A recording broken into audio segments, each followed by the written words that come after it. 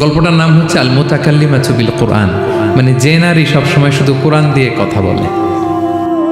গল্পের নাম কি? যে নারী শুধু কি দিয়ে কথা বলে? কোরআন দিয়ে কথা বলে। হজ করে ফিরতেছেন, হঠাৎ দেখেন এক বৃদ্ধা মহিলা, বয়স্ক মহিলা চাদর গায়ে দিয়ে শুয়ে আছে। তো এটা অনেক বড় একটা কনভারসেশন, আমি কনভারসেশনটা আপনাদেরকে শোনাই। উনি কাছে গেলেন, যে সালাম দিলেন, আসসালামু আলাইকুম রাহমাতুল্লাহ। সালামের উত্তরে বৃদ্ধা মহিলা স্বাভাবিকভাবে উত্তর না দিয়ে একটা কোরআনের আয়াত তেলাওয়াত করলেন।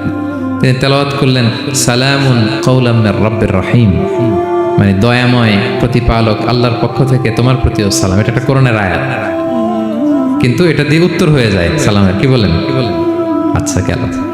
এবার আব্দুল্লাহ ইবনে মুবারক জিজ্ঞেস করলেন, মাযা তাসনাঈনা ফি হাযাল মাকান, এখানে কি করেন আপনি? কি করতেছেন একা একা? এই প্রশ্নের উত্তরও ভদ্রমহিলা একটা কোরআনের আয়াত তেলাওয়াত করে দিলেন। উনি তেলাওয়াত করলেন, ওয়ামাই ইউদলিল ফালা হাদিয়া লাহ, মানে আল্লাহ যার পথ ভুলায় দেয় তার পথ দেখানোর কেউ নাই। মানে বুঝাইতে চাইলেন আমি পথ হারাই ফেলছি। কি বুঝাইতে চাইলেন? পথ হারাই ফেলছি, মানে উনি এমন ভাবে কোরআনের আয়াত চুজ করে যাতে উত্তর হয়ে যায়। তো এবার উনি জিজ্ঞেস করলেন, আইনা তুরিদিন, তো পথ হারাই ফেলছেন তো বুঝলাম, আয়াত থেকে এটা বোঝা যায়, তো আপনি কোথায় যাচ্ছেন? ডেস্টিনেশন কোথায়? উনি আবার একটা আয়াত তেলাওয়াত করলেন, সুবহানাল্লাযী আসরা বিআবদিহি লাইলাম মিনাল মাসজিদিল হারামি ইলাল মাসজিদিল আকসা। রাসূল সাল্লাল্লাহু আলাইহি ওয়াসাল্লাম মেরাজের আগে যে ইসরা হয়েছিল, মসজিদুল হারাম থেকে মসজিদুল আকসায় রাসূল সাল্লাল্লাহু আলাইহি ওয়াসাল্লাম আল্লাহ নিয়েছিলেন, এটা তেলাওয়াত করলেন। তো বুঝাতে চাইলেন আমিও আপনার মতো হজে আসছিলাম মসজিদুল হারামে, আর যাচ্ছি মসজিদুল আকসা, মানে ফিলিস্তিন আমার বাড়ি। মসজিদুল আকসা কোন দেশে?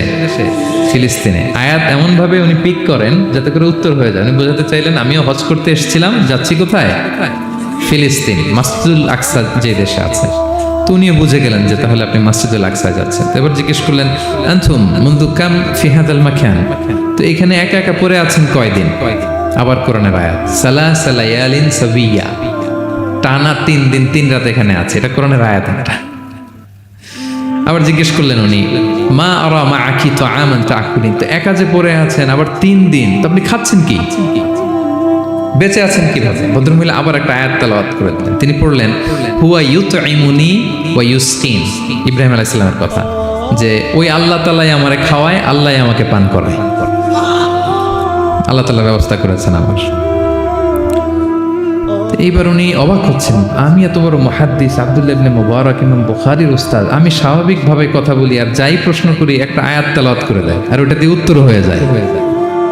কি মহিলার সন্ধান পেলাম? তো উনি বলতেছে, ফাবি আইয়ি শাইইন তাতাওয়াদ্দাইন, 3 দিন যে এখানে আছেন মরুভূমির বালুর মধ্যে, ওযু করেন কিভাবে?